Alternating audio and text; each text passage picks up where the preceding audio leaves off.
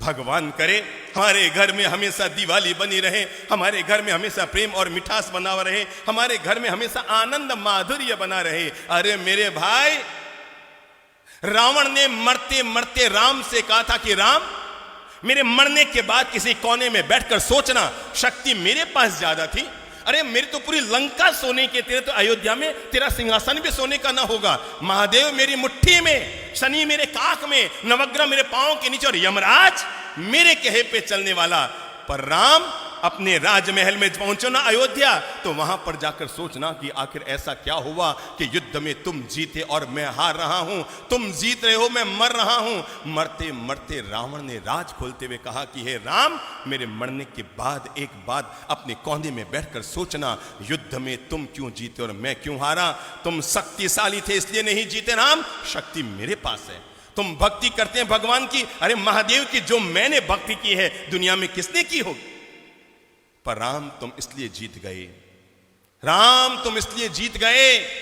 मरते मरते रावण ने दुनिया का एक गजब का राज खोला और पूरी मानवता के लिए, प्राणी मात्र के लिए और घर घर में रहने वाले भाइयों के लिए प्रेम का एक मंत्र देता हुआ दुनिया से गया रावण। और जाते जाते रावण ने राम से कहा था कि राम, मेरे मरने के बाद कोने में बैठकर सोचना, तुम इसलिए जीत गए, सिर्फ इसलिए जीत गए राम, तुम इसलिए जीत गए क्योंकि तुम्हारा भाई तुम्हारे साथ,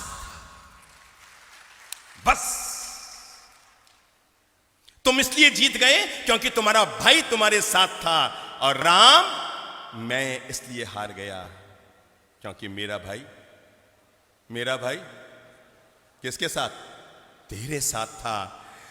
रावण ने मरते मरते राम से अनुरोध किया था कि अयोध्या में जब राज सिंहासन पर बैठो तो एक पल के लिए आंख बंद करके मेरे चेहरे को याद करके सोचना, अगर तुम्हारा भाई भी मेरे साथ होता और मेरा भाई भी मेरे साथ होता तो युद्ध में रावण जीतता या राम जीतता। यह है भाई भाई के प्रेम की ताकत। और जिस घर में, जिस समाज में, जिस परिवार में, जिस राष्ट्र में यह ताकत हुआ करती है, वहां पर दुनिया की कोई ताकत उस परिवार को कमजोर नहीं कर सकती।